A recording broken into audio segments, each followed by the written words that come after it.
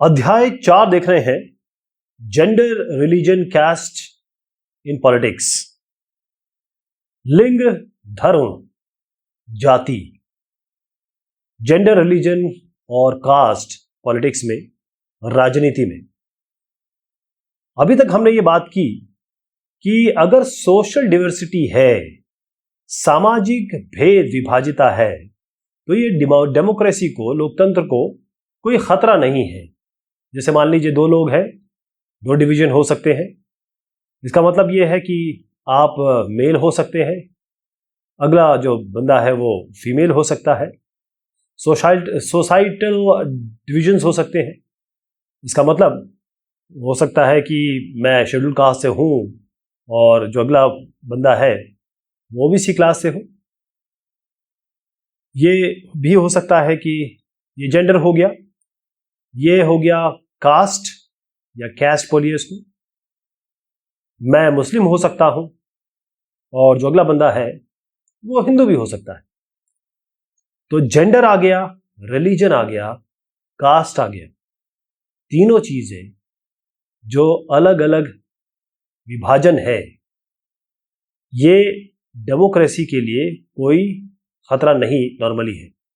हम ये देखेंगे कि डेमोक्रेसी कैसे काम करती है, खासतौर पे इन तीनों का जो सोशल डिफरेंसेस है, कैसे ये सोशल डिफरेंस सोशल डिवीजन का काम करने लगता है। लेकिन एक तरीका यह है कि जैसे इनइक्वालिटीज हो सकती है। मेल पेट्रियार्कल जो समाज है, एससीज बहुत ज्यादा जो दरमियानी है, ओबीसी थोड़े ठीक है, मुस्लिम्स की हालत खराब है, हो सकता है हिंदू की ठीक ठाक हो। तो ये जो सोशल डिफरेंसेस हैं, इनकी बारे में बात हम करेंगे। हम शुरुआत करते हैं जेंडर और पॉलिटिक्स से। जेंडर मतलब होता है लिंग।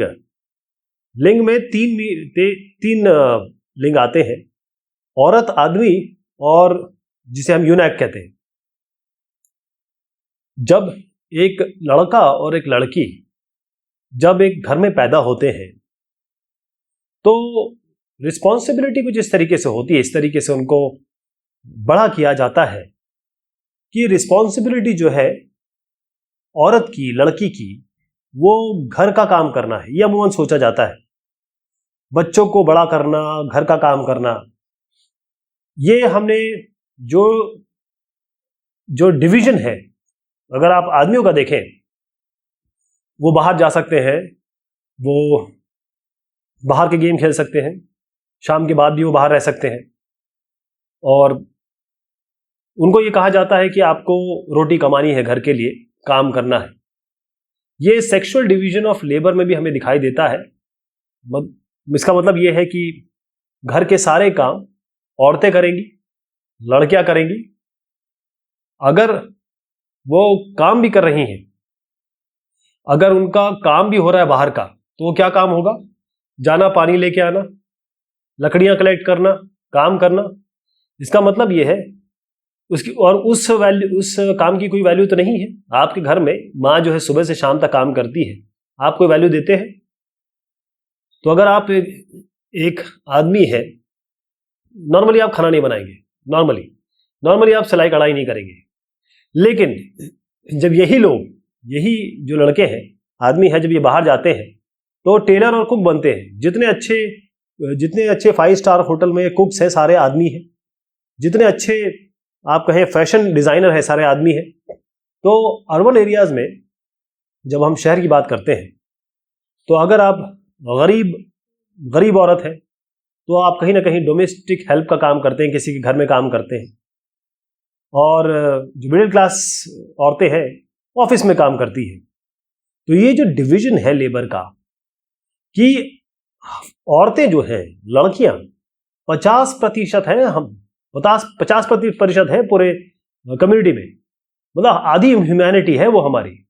लेकिन खास तौर पे पब्लिक लाइफ में, जैसे पॉलिटिक्स की बात में करें, वहां पर इनका रोल, इनका प्रेजेंस बहुत कम है।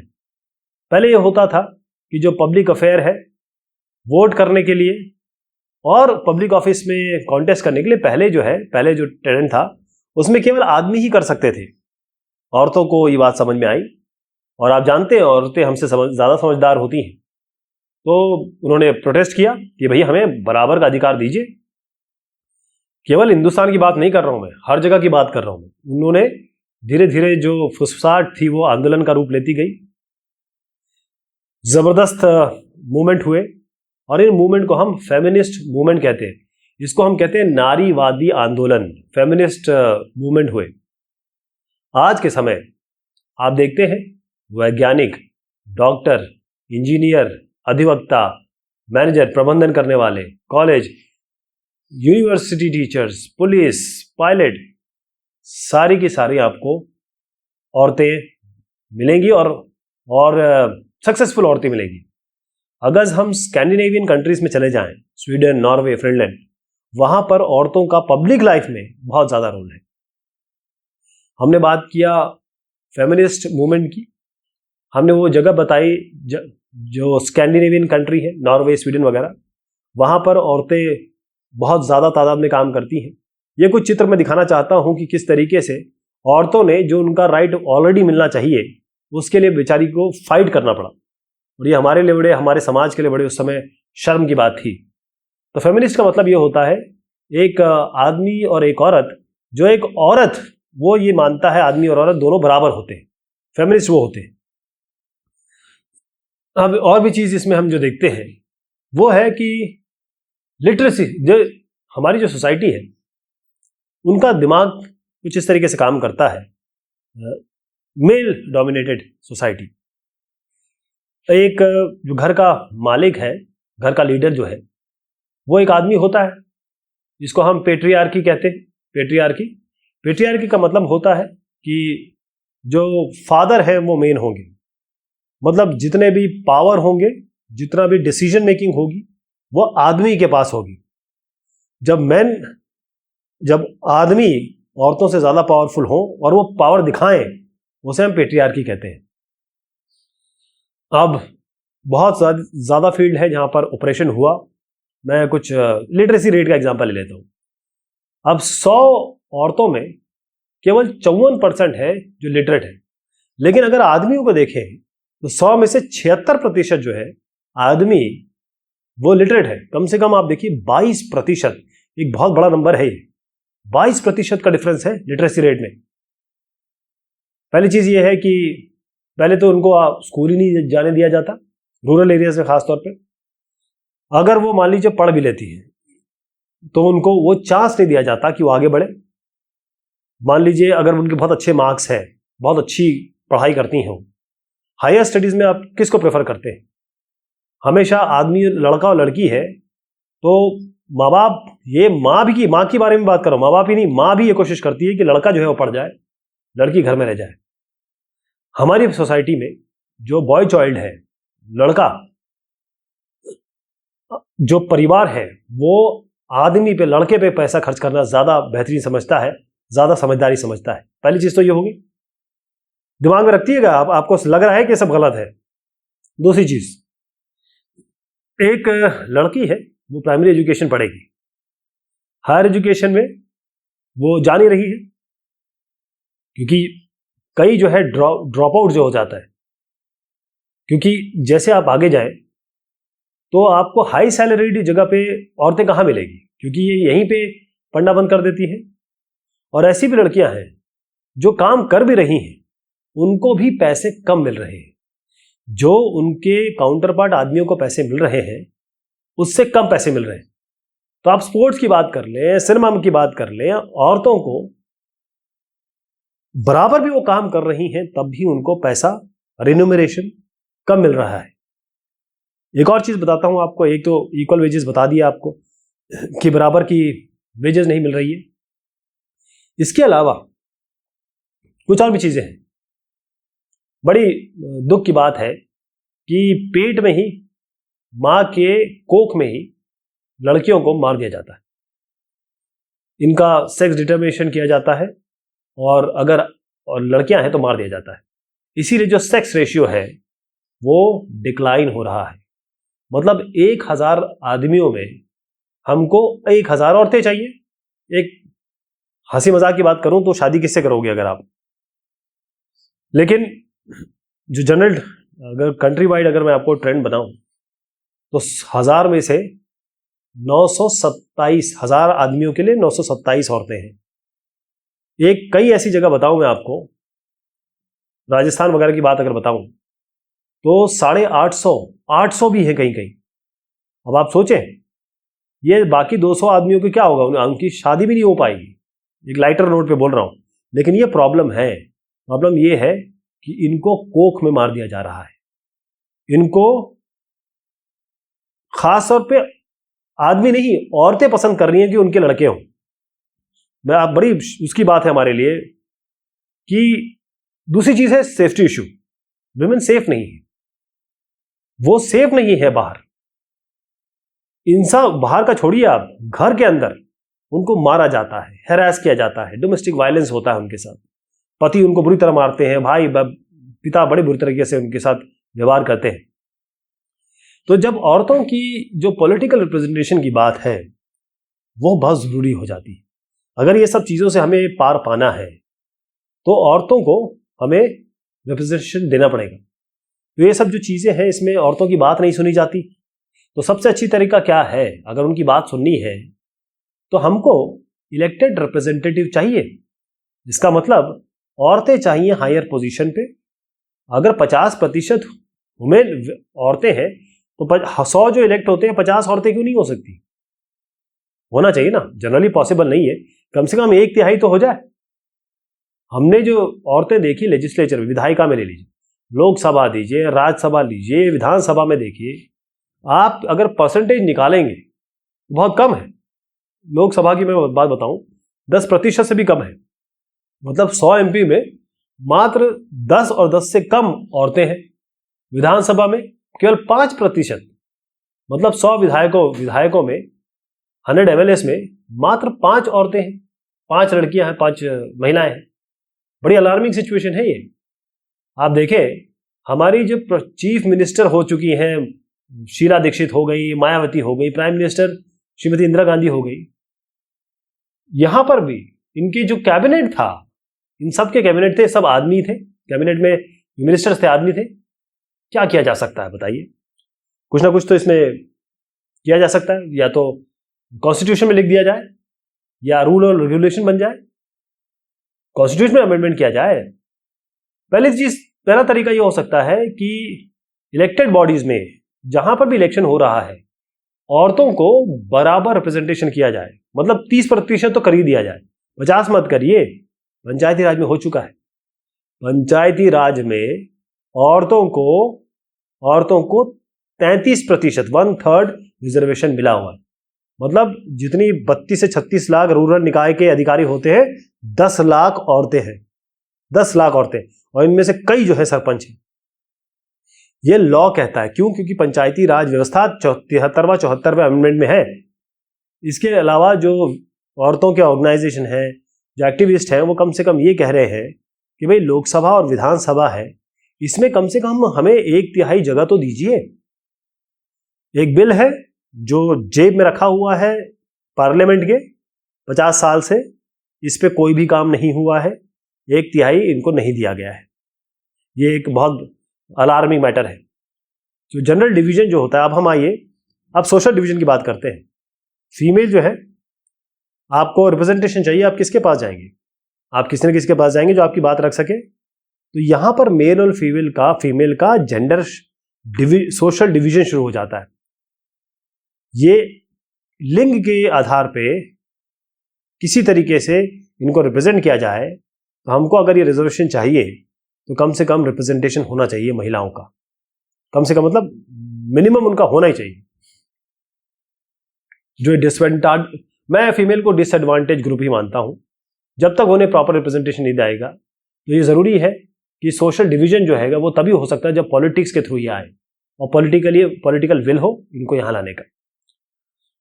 जब हम बात करते हैं रिलीजन, कम्युनलिज्म और पॉलिटिक्स की, अब ये बड़े दिल के करीब होते हैं लोगों के। जो भी मैं बात बोलूंगा इसको पढ़ाई के तौर पे लीजिएगा। डिवीजन जब होता है रिलीजन के बेस पे, जैसे मैं हिंदू हूं, आप मुसलमान हैं, हमारा एक दोस्त है सिख है, हम लोग डिवाइडेड हैं ऑलरेडी, हम लोग सोशली डिवाइडेड हैं। इसमें हमने कुछ नहीं किया, बस हम डिवाइड हो गए। कई ऐसे कंट्रीज हैं हिंदुस्तान को भी देखिए, जो भी रिलीजन आप दुनिया में नाम लीजिए वो हमारे यहाँ है। अब क्रिश्चियनिटी में चले जाइए, क्रिश्चियनिटी में भी प्रोटेस्टेंट अलग है, कैथोलिक अलग है। तो रिलीजन, अब देखें कि एक बंदा है जिसको इलेक्शन जीतना है, वो क्या करेगा? वो जाएगा हिंदू के पास, वो कहेगा, या सिख को मान लीजिए, वो सिख के पास जाएगा, वो कहेगा सिख को कि देखो हमारी कम्युनिटी खतरे में है, हिंदू और मुस्लिम हमारे खिलाफ है, मुझे वोट दो और मैं तुमको इनसे वो करूंगा, कोई कोशिश करूंगा। गांधी जी ने कहा देखिए रिलीजन जो है ना, उसको पॉलिटिक्स से जरा अलग कीजिए। रिलीजन, धर्म, ये पॉलिटिक्स में आना नहीं चाहिए। और उनका कहना रिलीजन के बारे में ये था, मॉरल वैल्यूज। उन्होंने कहा कि हर एक जो रिलीजन है वो अच्छी बात सिखाता है, तो अगर अच्छी बात जो सिखाता है, पॉलिटिक्स इन अच्छी बातों के तौर पे चलनी चाहिए, इसके लाइट में चलनी चाहिए। ह्यूमन राइट ग्रुप्स है, मानवाधिकार आयोग जो है, उन्होंने ये कहा कि जितने भी लोग जो भी राइट होते हैं, चाहे कोई भी राइट का नाम ले लीजिए, चाहे आप गुजरात का राइट लीजिए या दिल्ली में जो राइट हुआ 2019-20 में, तो वहाँ पर मान लीजिए ये एक बंदा आता है और ये कहता है कि मुसलमान या हिंदू खतरे में है, और वो अपने लोगों को बोलता है कि दूसरों को थोड़ा सा सेंड देम अवे, मैं वो शब्द नहीं कहूँगा। तो ये जो आदमी है, पॉलिटिकल पार्टी का लीडर है, ये क्या करता है कि एक को अपना बताता है, दूसरे को वो बुरा बताता है। तो क्या होता है, ये लोगों के दिमाग में बस जाती है, लड़ाई झगड़ा होना शुरू हो जाता है। तो ये कम्युनल राइट होते हैं। मतलब जब रिलीजन के बेसिस के आधार पर लेके दो पार्टी कम्युनिटी लड़ाई करती है, उसे हम कम्युनल राइट कहते हैं। और इसमें बहुत ज़्यादा हिंसक हो जाता है और लाखों लोग मरते हैं। और सब ये देखिए आप कि इसमें बच्चे, औरतें सबसे ज़्यादा प्रभावित होते हैं। तो जो कम्युनल राइट है, ये कम्युनलिज्म पे है, जिसे हम सांप्रदायिकता कहते हैं। कई मैक्सिमम जो पॉलिटिकल लीडर है वो यही फैलाते हैं। तो इसमें ये हो जाता है कि ये तो वहाँ की बात हो गई, माइनॉरिटी बेचारे बड़े परेशान हैं। इसके अलावा जो विमेन मूवमेंट है, उन्होंने ये आर्ग्यू किया कि जो फैमिली लॉ है, मुस्लिम रिलीजन की बात कर लें, हिंदू की, दोनों में बताता हूँ मैं आपको। मुस्लिम रिलीजन में क्या है, उनको कह सकते हैं कि भाई आप वो घर में रहें, घर काम करें, बुर्का पहने, अपने आप को कवर करें। हिंदू में ये है कि उनको बराबर शेयर नहीं दिया जाता प्रॉपर्टी में, और उस तरीके से जैसे मैंने कहा कोख में मार दिया जाता है, एजुकेशन नहीं दिया जाता है। तो कुछ फैमिली लॉ जो है, जो विमेन मूवमेंट है, उन्होंने कहा कि ये सब औरतों के खिलाफ है, रिलीजन भी हमारे खिलाफ काम करता है। तो ये सारी जो चीज़ है, ये क्या लेके आती है? ये आती है रिलेशनशिप पॉलिटिक्स की। यहाँ पर राजनीति आती है। और राजनीति कैसे आती है? जिनके पास पावर है, जिनके पास पॉलिटिकल पावर है, उनको ये देखना है कि जो रिलीजन है, जो धर्म है, ये कभी भी आधार नहीं होना चाहिए, ये कभी भी आधार नहीं होना चाहिए। और ये रिलीजन को आप पॉलिटिक्स में लाके किसी को डिस्क्रिमिनेट करने की कोशिश कर रहे हैं, किसी को ऑप्रेस करने की कोशिश कर रहे हैं, इसको कम से कम करना चाहिए। तो पॉलिटिकल तरीका वो सही है जब तक सारे रिलीजन को वो एक जैसा मानते हैं। अगर पॉलिटिकल पार्टी या पॉलिटिकल आदमी या गवर्नमेंट ये कहती है कि हिंदू, मुस्लिम, सिख, ईसाई ये बराबर है, उनको यही कहना चाहिए, क्योंकि जिसे कहते हैं राजधर्म का मतलब होता है हर एक कम्युनिटी को एक तरीके से देखा जाए। कम्युनलिज्म की मैंने बात की थी, जिसे हम सांप्रदायिकता कहते हैं। प्रॉब्लम तब शुरू होती है जब आप धर्म को आधार मानने लगते हैं एक नेशन का। जैसे किसी पॉलिटिशियन ने कहा मैं हिंदू राष्ट्र बनाऊंगा, कोई ये कहता है कि मुझे खालिस्तान बनाना है, मुझे अपनी अलग जगह चाहिए अपनी कम्युनिटी के लिए। यहाँ से प्रॉब्लम शुरू हो जाती है। एक ऐसी जगह चाहिए, एक ऐसा एरिया चाहिए जिसमें केवल आप ही लोग हों, आप ही के लोग हों, बाकी जो लोग हों वहां दिखाई ना दे। तो ये तब होता है जब एक रिलीजन जो है उसको आप सुपीरियर मानने लगते हैं, वो अच्छी बात है। लेकिन जब आप दूसरे रिलीजन को इंफीरियर मानने लगते हैं, आप ये कहते हैं कि एक अच्छा रिलीजन है, बाकी सारे खराब रिलीजन है, और अच्छी बात है कि आप ये माने, लेकिन जब दूसरे धर्म के लोग को खत्म करने लगते हैं, उनको ऑप्रेस करने लगते हैं या उनको हटाने की कोशिश करते हैं, तब दिक्कतें शुरू होती है। यानी कि डोमिनेशन जब हो जाता है एक रिलीजन का, और ये कहना कि दूसरा रिलीजन खराब है या दूसरा रिलीजन खराब है, ये लोग ऐसे हैं, ये लोग वैसे हैं, और इनको इस देश से हटाओ, इनको जॉब मत दो, और इनसे पूछ के इनको नौकरी दो, ये सब चीज़ें जो है ये नुकसान पहुंचाती है। तो सांप्रदायिकता जो है ये पॉलिटिक्स में, राजनीति में अलग अलग फॉर्म ले सकते हैं। एक और चीज़ मैं आपको बताऊं जो इसमें दर्ज है, होता यह है कि वो ये मानते हैं कई लोग कि अगर मैं एक रिलीजन का हूं, मैं एक रिलीजन R1 का हूं, तो मेरा रिलीजन सबसे बढ़िया है और मैं केवल इस देश में रह सकता हूं। बाकी जो भी लोग हैं वो या तो बाहर से आए हैं या इनको बाहर जाना चाहिए, ये लोग यहां रहने लायक नहीं है, इस देश से इनको भगा दो या तो खत्म कर दो। तो जब ऐसी मानसिकता आएगी, या तो ये R2 रिलीजन वाले डर जाएंगे, या वो रिवोल्ट करेंगे, या वो विद्रोह करेंगे। तो ये ऐसा, देखिए मैं आपको बताता हूं, हिंदुस्तान में ऐसा हुआ है। पाकिस्तान और इंडिया दो अलग अलग कंट्री हैं। मोहम्मद अली जिन्ना साहब थे और नेहरू साहब थे। जिन्ना साहब ने कहा कि मुझे एक अलग कंट्री चाहिए अपने मुस्लिम रिलीजन के लिए। नेहरू साहब ने कहा, और जो कई लोग, मतलब मोस्टली लोग जो है इंडिया के, वो जिन्ना की थ्योरी में विश्वास नहीं करते थे। उन्होंने कहा ना हम नहीं आ रहे, ये देश हमारा है इंडिया, हमको यहीं रहना है, तो रह गए यहाँ पे। तो ये जब ये हुआ तो आप देखें कितने लोगों का नुकसान हुआ, 10 मिलियन लोग मरे थे, आप यकीन मानेंगे। तो जो आज के एक्सप्रेशन है, दिक्कत यह है कि आपकी क्या सोच है, आपकी खुद की प्रेजुडिस क्या होती है, आपके घर में क्या सिखाया जाता है। आपने किसी को स्टीरियोटाइप बना दिया। ये जो एक टर्बन है, अगर एक टर्बन है तो आप मानेंगे कि ये तो शराब पिएगा ही पिएगा। किसी ने अगर टोपी पहनी है और दाढ़ी किसी ने लगाई है, इसका मतलब ये है कि ये तो मांस मच्छी खाएगा ही खाएगा, है। ये जहां रहेगा वो बहुत खराब जगह रहेगा। तो ये स्टीरियोटाइप या प्रेजुडिस बना देते हैं। हम स्टीरियोटाइप कर देते हैं कि भाई एक रिलीजन सुपीरियर है, बाकी रिलीजन जो है वो खराब है। एक रिलीजन जब कहता है कि ये बुरे हैं, तो ये इनमें ये खराब है।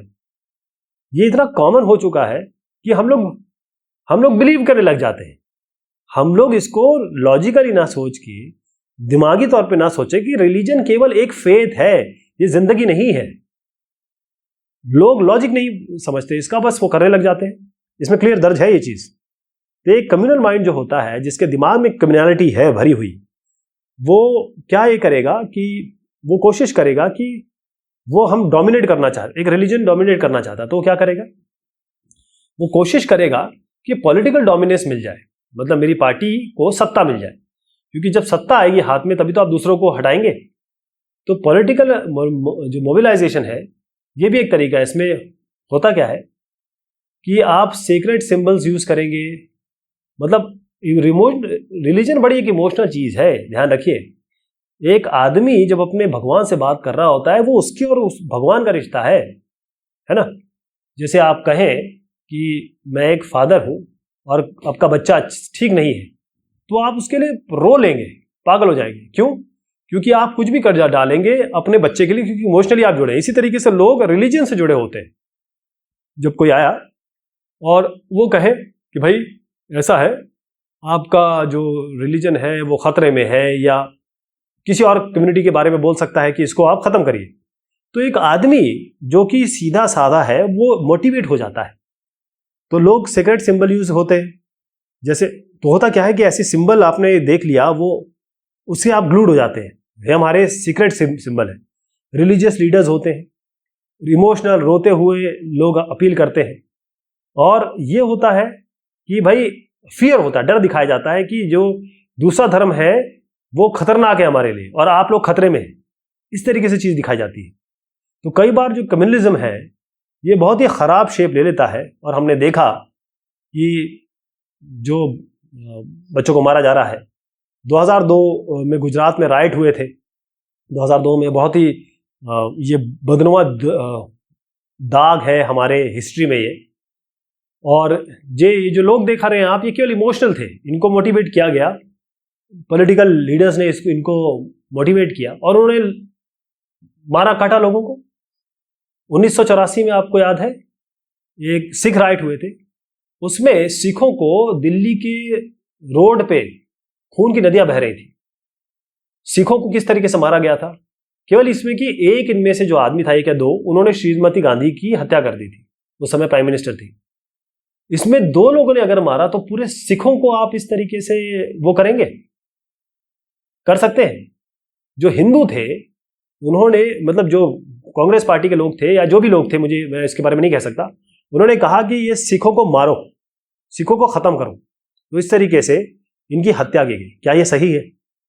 एक सेक्युलर स्टेट जो होता है, एक धर्मनिरपेक्ष जो स्टेट होता है, वो एक सा स्टेट होता है जो सबको एक जैसा मानता है। कम्युनलिज्म हमारे लिए बहुत बड़ा मेजर चैलेंज है। अब मैंने आपको बताया कितने नुकसान होते हैं। और सेक्युलरिज्म जो कोई आइडियोलॉजी नहीं है किसी की, ये एक सच्चाई है। जब आप अलग अलग विविधता में रहते हैं तो जब तक आप साथ में नहीं रहेंगे तब तक काम नहीं चलेगा। हमारे संविधान में क्लियर लिखा है, हिंदुस्तान का कोई ऑफिशियल रिलीजन नहीं है। हिंदुस्तान का, जैसे श्रीलंका का बकाया गया कि भाई बुद्धिज्म है, इंग्लैंड ने कहा क्रिश्चियनिटी, पाकिस्तान ने कहा इस्लाम। हिंदुस्तान में हर आदमी, हर एक विश्वास का आदमी रहता है, कोई ऑफिशियल रिलीजन नहीं है। कॉन्स्टिट्यूशन हम सभी को अपना रिलीजन, अपना धर्म मानने की, उसको आगे बढ़ाने की और उसको आत्मसात करने की पूरी हमको फ्रीडम देता है। कॉन्स्टिट्यूशन किसी को रिलीजियस ग्राउंड पे कहता है कि किसी को डिस्क्रिमिनेट नहीं कर सकते। और इसी तरीके से अगर कोई ऐसी चीज होती है तो सरकार इसमें आ सकती है बीच में। कॉन्स्टिट्यूशन कहता है कि भाई आप आइए बीच में अगर कुछ भी गलत हो रहा है तो सत्ताधारी को देखना है। जैसे मैं एक एग्जांपल देता हूं कि अनटचेबिलिटी जो छुआछूत हुआ करती थी वो रोकी गई ना, सरकार ने ही तो रोकी। और सती प्रथा किसने रोकी? ट्रिपल तलाक किसने रोका? गवर्नमेंट ने रोका ना। ये सब चीजें कॉन्स्टिट्यूशन में दर्ज है। तो जो कम्युनल प्रेजुडिसेस होते हैं, प्रोपोगेंडा होता है, जो आप आजकल हम इंटरनेट पे देखते हैं, किसी खास कम्युनिटी के खिलाफ बहुत सारे चीजें बोली जाती है, तो हमको इसको थोड़ा सा कम करना चाहिए। हम एक पढ़े लिखे संभ्रांत समाज के लोग हैं, तो इस प्रोपोगेंडा से हमें बचना चाहिए और जो मोबिलाइजेशन है इसको काउंटर करना चाहिए, सवाल से, जवाब से और अच्छे से, खुशी से, मोहब्बत से काउंटर करना चाहिए, क्योंकि रिलीजन पर्सनल मैटर है। अब ये सब बात हो गई हमारी। अब कास्ट और पॉलिटिक्स में आते हैं। देखिए एक बड़ी अच्छी बात बताता हूं आपको, हिंदुस्तान में ही केवल कास्ट है और ये वर्ण व्यवस्था और कहीं नहीं है। ब्राह्मण, क्षत्रिय, वैश्य और शूद्र और उसके बाद अति शूद्र जिन्हें दलित कहते हैं, ये जो उपलब्धि है ये हिंदुस्तान को ही मिली हुई है कि एक आदमी हमारी जो पेशाब पखाना है वो अपने हाथों से साफ कर रहा है। ये हमारे देश को ये सौभाग्य हासिल है। तो जेंडर रिलीजन को छोड़िए, कास्ट डिवीजन भी हिंदुस्तान की बहुत उपलब्धता है। बहुत सारी ऐसी सोसाइटीज है। एक साहब को देखिए, ये उनका वो काम है जो जनरेशन से जनरेशन पे चला आ रहा है, जो उनके पुरखे करते थे 100 साल पहले, 200 साल पहले, आज भी वो यही कर रहे हैं। डॉक्टर के बच्चे डॉक्टर बनाते हैं, डॉक्टर के माँ बाप बच्चों को डॉक्टर बनाते हैं। फिल्म एक्टर का जो बच्चा है फिल्म एक्टर बनता है। लेकिन हमारे कम्युनिटी में ऐसा है कि जो गंदा साफ कर रहा है वो आज भी गंदा साफ कर रहा है। कास्ट सिस्टम का मेन ये था कि डिस्क्रिमिनेशन करना है कुछ स्पेशल ग्रुप्स के लिए। वो ऐसे लोग, उन लोगों के लिए जो SC हो गए, ST हो गए, OBCs हो गए। सच्चर कमेटी कहती है मुस्लिम भी आता है इसमें, मुस्लिम्स की भी हालत खराब है। तो डिस्क्रिमिनेशन जो है SC ST के खिलाफ, खासतौर पे SC को मैं बोलूँगा ज़्यादा नुकसान होता है इससे। तो जो मेंबर है एक कास्ट के, वो क्या करते हैं कि एक ही काम करते हैं, अपने ही कास्ट में शादी कर लेते हैं, और ये कहें कि वो दूसरे कम्युनिटी के साथ मिलना नहीं चाहते या मिलने की कोशिश नहीं करते, या उनके पास जरिया नहीं है। कैस्ट सिस्टम जो है वो ये एक्सक्लूजन में था कि ब्राह्मण सबसे ऊपर है, दलित सबसे नीचे है, इनको छूना भी नहीं है, इनका ये आसपास भी ना दिखाई दे। ये अनटचेबिलिटी हमारे यहाँ थी, जिसको छुआछूत कहते थे। अगर एक बंदा अपनी गंदगी साफ कर रहा है आपकी, तो वो आपके करीब भी नहीं आ सकता, अगर उसका छुआ आप पानी भी नहीं पी सकते। तो ये सब चीज़ें थी, और आज भी बहुत ख़त्म हो गई हैं। बहुत सारे सोशो इकोनॉमिक चेंजेस हुए। कास्ट सिस्टम जो है आज के इंडिया में, इसमें वाकई में चेंज हुआ है, और मैं ये वाकई में बधाई देने के पात्र है हमारे जो पॉलिटिशियंस हैं इस मामले में। यहाँ अगर पॉलिटिशियन देखें कि हिंदू की पॉलिटिशियन अराउंड 80% मानिए हमारे देश में, ये मेजॉरिटी ग्रुप है। मुस्लिम की पॉपुलेशन करीबन 14% है, क्रिश्चियन 2.3 है, सिख देखिए 1.7-1.8% है, और भी मिनॉरिटीज है। तो यहाँ पर एक चीज़ क्लियर दी गई है कि किसी ने ये कहा कि मुस्लिम जो है वो बहुत बच्चे पैदा करते हैं, बहुत ज़्यादा बढ़ रहे हैं, तो ये बहुत कुछ सालों में ये हिंदू माइनॉरिटी हो जाएगी, मुस्लिम मेजॉरिटी हो जाएगी। तो कई लोगों ने ऐसी अफवाह फैलाई, और ये सब देश को टेक ओवर करेंगे, या क्रिश्चियन जो है बाकी जो है, यहाँ पर क्लियर दिया हुआ है कि भाई ये जो चीज़ है, ये आउटकास्टेड की ये जो बात है, ये बिल्कुल सरासर गलत है। ये किसी भी पॉलिटिकल पार्टी का ये बस प्रोपोगंडा है। एक और चीज़ इंपॉर्टेंट यहाँ पर आपको समझनी होगी कि पूरे देश की बात मैं करूँ, इंडियन पॉपुलेशन की बात करूँ, तो यहाँ पर जो SC है, मैं यहाँ पर SC ST OBC, ये जो है ये 2/3 पॉपुलेशन है। हिंदुस्तान की population SC ST OBC 2/3 population है। और हिंदू मतलब आप ये समझ लीजिए, हिंदूज SC ST OBC, और पूरे इंडिया में जो SC ST की पॉपुलेशन है वो 2/3 है, हिंदू में ये 3/4 है। कैसे ये कास्ट सिस्टम जो है वो चेंज हो रहा है, अर्बनाइजेशन हो गया है, लोग पढ़ रहे हैं, लिख रहे हैं, एजुकेशन हो रहा है, काम से इधर उधर जा रहे हैं, काम चेंज कर रहे हैं, और जो पहले की कास्ट सिस्टम था उसको तोड़ा जा रहा है। आज अर्बन एरिया में आपको कुछ फर्क नहीं पड़ता बगल में कौन है, वो उसके घर से आपके खीर आ जाती है, आपके घर से आप समोसा भेज देते हैं, किसी को कोई दिक्कत नहीं है। आप रेस्टोरेंट में बैठे हैं, बगल में खास तौर पर जो मिलेनियल्स हैं, उनको कोई फर्क नहीं पड़ता हिंदू कौन है, मुस्लिम कौन है, सिख कौन है, ईसाई कौन है, किसी को कोई फर्क नहीं पड़ता आजकल के ज़माने में। लेकिन मैं आपको सच बताऊं, ये डिसअपियर नहीं हुआ है। लोगों के दिमाग में ये अभी भी चीज़ भरी गई है, बच्चों के दिमाग में ये भर दी जाती है शुरुआत में कि इस आदमी के साथ नहीं बैठना, और ये लोग खराब है।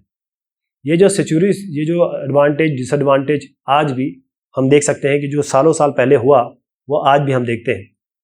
मैं एक बात बताता हूँ, जो कैस्ट ग्रुप था, जिनके पास प्रॉपर एजुकेशन के सिस्टम थे वो अच्छा कर रहे हैं, और जिनके पास एजुकेशन की पॉसिबिलिटी नहीं थी, जिनको एजुकेशन नहीं मिलती थी, वो आज भी बेचारे पीछे हैं, दे आर लैग बिहाइंड, वो आज भी पीछे हैं। आज भी जो हिंदूज हैं वो हिंदू मुस्लिम से कभी मैरी नहीं करता, लेकिन ब्राह्मण कभी एक दलित से मैरी नहीं कर सकता। हिंदू मुस्लिम की तो फिर भी पॉसिबल है, लेकिन ब्राह्मण और दलित की बड़ी मुश्किल हो जाती है। अब आप देखें, ये भी आज एक बड़ा सोशल स्टिग्मा है, लेकिन ब्राह्मण दलित नहीं। लेकिन जब आप साथ रहते हैं, एक ही समाज में रहते हैं, इसी तरीके से प्यार मोहब्बत हो जाता है, लोग एक दूसरे से शादी करते हैं। लेकिन ये अगर इस तरीके की शादी होती है तो इसमें बहुत बड़ा नुकसान हो जाता है। तो ये अनटचेबिलिटी देखिए, आज भी अगर गाँव में जाएंगे तो आप वहाँ पर देखते हैं, ये अभी भी एक फिनोमेना है। तो जब कास्ट की बात करते हैं, जाति की बात करते हैं पॉलिटिक्स में, तो कम्युनलिज्म जहाँ पर आता है, सांप्रदायिकता, जो कास्टिज्म है वो बेसिक चीज़ है कि जैसे मैं आपको पहले बताया था, हिंदू मुस्लिम सिख, ये बेसिस है, ये सांप्रदायिकता की एक धुरी कह सकते हैं इसको। जो ब्राह्मण है, क्षत्रिय, शूद्र, ये बेसिस है एक सोशल कम्युनिटी, ये सोशल कम्युनिटी बनाती है। कि ये क्रिएट, जैसे आपको अगर ये चीज़ें कंट्री को बनाएंगी तो गलत हो जाएगा। ये देखिए, कास्ट एक एस्पेक्ट है, लेकिन कास्ट का सब कुछ नहीं होता, रिलीजन सब कुछ नहीं होता। तो कास्ट का अलग अलग फॉर्म हो सकता है। जब पार्टी जब इलेक्शन के लिए बंदे को चूज करती है तो ये देखती है यहाँ ब्राह्मण है, वो क्या करेंगे? वो अगर एक मायावती की भी पार्टी है तो वो भी एक ब्राह्मण को खड़ा करेगी यहाँ पर, वो किसी दलित को नहीं खड़ा करेगी, है ना। तो जब ये देखा जाता है कि रिप्रेजेंटेटिव जो है वो वहां का जाए, लोग इस तरीके से करते हैं। कास्ट इनइक्वालिटी है, क्लियर यहाँ पर दिया हुआ है कि ये स्टैटिस्टिक्स है कि कितनी पॉपुलेशन हमारे पास है, जो हम अलग अलग रूरल और अर्बन एरिया में देखते हैं। दिक्कत अभी भी जारी है। तो मैं ये कह रहा था कि जो पॉलिटिकल पार्टीज हैं वो क्या करते हैं, वो अपील करते हैं, जैसे मैंने पहले भी बताया था आपको कि यहाँ पर ब्राह्मण है तो हर आदमी जो आएगा ब्राह्मण के पास, उनको वो कहेगा मैं ब्राह्मण हूँ, मुझे वोट करो। एक शूद्र होगा जो दलित कम्युनिटी को बिलोंग करता है, वो जाएगा, वो कहेगा शूद्र हूँ, वो रिजर्व सीट पे जाएगा, बोलेगा कि आप मुझको वोट करिए, मैं आपका आदमी हूँ।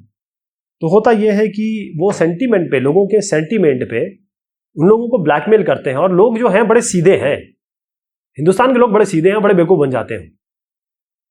तो एक और अब ये जो होता है कि एक आदमी एक ही वोट देगा, तो ये कॉन्स्टिट्यूशन ने उनको फोर्स किया कि भाई देखिए ऐसा है कि हमारे कास्ट का सिस्टम आदमी है वो तो ठीक है, लेकिन हमारे लिए भला कौन करने वाला है? अगर शूद्र को पता है कि मेरा वोट जो है वो ब्राह्मण के वोट के बराबर है, अगर आप ये समझ जाएं कि मेरा वोट और किसी का भी वोट बराबर है, तो लोग मेरे पास आएंगे वोट मांगने के लिए। तो ये जो इलेक्शन जो है, कई बार हम समझते हैं कि हर चीज कास्ट के हिसाब से होती है। ऐसा नहीं है। कोई भी जो कॉन्स्टिट्यूएंसी, पार्लियामेंट्री कॉन्स्टिट्यूएंसी है, वहां पर किसी की मेजोरिटी नहीं है। आप ये नहीं कह सकते 99% यहाँ पर ब्राह्मण है। ये ब्लेंड होगा, यहाँ पर शूद्र भी होंगे, यहाँ मुसलमान भी होंगे, यहाँ सिख भी रह रहे होंगे। इसका मतलब अगर इलेक्शन जीतना है किसी को, तो सबका पावर चाहिए, सभी का चाहिए। आप ये अगर कहें कि हम कोई पार्टी कहती है कि ये जो है हमारा वोट बैंक है, इसका मतलब ये है कि हम मुझे सबसे ज्यादा वोट जो होंगे वो मेरा वोट बैंक देगा। जैसे अगर मायावती जी कहती है तो उनको एससी सबसे ज्यादा वोट देंगे, मुलायम जी कहते हैं तो उनको सबसे ज्यादा वोट देंगे। अब मान लीजिए कांग्रेस और भाजपा की बात करता हूं, इनके पास दोनों मेंबर है। सीपीआई भी एक मायावती वाली पार्टी है, वो भी अखिलेश जी की भी पार्टी होगी। वो क्या करेंगे? एक ब्राह्मण क्षेत्र में क्या करेंगे? वो ब्राह्मण ही तो खड़ा करेंगे। अब आप कहेंगे मायावती जी ब्राह्मण कैसे खड़े कर रही हैं, वो तो मतलब पिछड़ी जाति और की बात करती हैं, क्योंकि ब्राह्मण की सीट है, मतलब जगह वहां ब्राह्मण इलाका है, वहां तो सबके सब वही खड़े करेंगे। इसके अलावा क्या होता है, एक ही जगह पे बहुत सारे एससी खड़े हैं, है ना। तो आप देखें कि जो आदमी आपने इसको जिताया है, चाहे दलित मान के जिता दिए, वो अगली बार हार जाता है। लोकसभा विधानसभा में आगे देखें तो इसमें 1/3 जो एमपी हैं, पॉपुलेशन है इनकी, जो लोकसभा विधानसभा, वो हमेशा हार जाती है। तो आपने तो अपने मेंबर को चुना था, ब्राह्मण चुना था, आपने दलित चुना था, वो लोग हार जाते हैं। क्यों हार जाते हैं? आपने अगर अपने कास्ट को चूज किया था तो क्यों हार गए? अगर आप अपने लोगों को के लिए काम नहीं करेंगे ना, अगर आप अपने लोगों के लिए काम नहीं करेंगे तो रिच और पुअर, आप देखें एक ब्राह्मण है, रिच और पुअर है, मैन एंड वुमेन, वो ये कहेंगे कि एक ब्राह्मण ही है जो रिच था, उसने बीजेपी को वोट किया, लेकिन वही ब्राह्मण जो पुअर है, एक ब्राह्मण जो गरीब है, वो समाजवादी पार्टी को कर देगा, है ना। तो लीडर मैटर करते हैं। और वो मान लीजिए, देखिए हमारे में क्या होता है कि अगर आप हेमा मालिनी जी को खड़ा कर देंगे, शत्रुघ्न सिन्हा को खड़ा कर देंगे, तो वो जीत जाते हैं, है ना। तो पॉलिटिक्स जो है वो कास्ट रिडन नहीं होती, ये कास्ट जो है वो पॉलिटिसाइज हो जाती है। एक बड़ी अच्छी बात कही है। अलग अलग फॉर्म ये ले सकती है। हर एक जो कास्ट ग्रुप है वो कोशिश करता है कि मैं बड़ा बनूं, वो आसपास के जो कास्ट है उनको मिला के कोशिश करता है कि मैं एक बड़ा कास्ट बन जाऊं। एक ग्रुप है, मान लीजिए अपना स्ट्रेंथ आप बढ़ाना चाहते हैं, तो जो ऐसा आउटकास्ट है उसी कास्ट की जो आउटकास्ट है, उसी एथनिसिटी की जो दूसरी कास्ट है, उनको आप मिलाने की कोशिश करेंगे, बस अपना एक वोट बैंक बढ़ाने की कोशिश करेंगे। बहुत सारे जो कास्ट ग्रुप्स है वो दूसरे कम्युनिटी के उस रिप्रेजेंटेटिव के साथ वो मिल जाएंगे, वो एक डायलॉग और नेगोशिएशन होगा। अब देखिए schedule caste, schedule tribe, OBC, ये इनकी हालत ठीक नहीं है, मार्जिनलाइज सिचुएशन है। मुस्लिम की भी हालत खराब है, तो मुस्लिम की हालत एससी से भी खराब है। तो यहाँ पर ये दलित हो गए, तो अब क्या होगा, ये मुस्लिम, तो ऐसी कोई पार्टी होगी, वो दलित और मुस्लिम, वो एक पार्टी दलित होगी और हम रिस्पेक्ट कर रहे हैं मुस्लिम को भी क्योंकि वो उनकी भी हालत खराब है, उनके साथ भी ये होता है, तो सब मिलके एक पार्टी बना लेंगे, कोalition बना लेंगे, ये एक कोalition बना लेंगे, तो ये लोग साथ मिल जाएंगे। तो तरीका इस तरीके से होता है, ऐसा इस तरीके से पॉलिटिक्स चलती है। कई जो कास्ट ग्रुप आ गए हैं, जैसे आप देखिए अगड़ी जाति, बीजेपी कहती है हम लोग फॉरवर्ड क्लासेस या फॉरवर्ड कास्ट के लिए है, और कई लोग ऐसे हैं, मायावती हैं, अखिलेश यादव जी हैं, वो कहते हैं कि हम बैकवर्ड क्लास के रिप्रेजेंटेटिव हैं। तो ये सब चीज़ें हो रही हैं। मैं इसमें ये बताना चाहता हूँ, जो एक्सप्रेशन है हमारे कास्ट डिफरेंस का पॉलिटिक्स में, जो डिसएडवांटेज कम्युनिटी है, ये इनको ये भी फायदा देता है कि अगर किसी को कोई दिक्कत है तो मायावती जी के पास जा सकता है ना, कोई दलित कम्युनिटी वाला आदमी है, अगर ये मायावती जी, अखिलेश जी नहीं होंगे तो वो किसके पास जाएंगे? तो एक तरीके से इन लोगों के लिए ये रिप्रेजेंटेटिव का भी तो काम करते हैं, है ना, ये भी जरूरी है। तभी उनके लिए पॉलिसी बनेगी, नीति बनेगी, जब मायावती संसद में बोलेंगी। ध्यान रखिए कि जो पॉलिटिक्स है ना, ये हमारे डेमोक्रेसी के लिए, अगर इसमें आप डाल दें कास्ट आइडेंटिटी, तो रिलीजन, जेंडर और कास्ट पॉलिटिक्स में होना चाहिए, ये पॉलिटिक्स में होने चाहिए, लेकिन ये पॉलिटिक्स नहीं है। ये बात हुई इस चैप्टर की। बहुत शुक्रिया, बहुत मेहरबानी आप सभी की।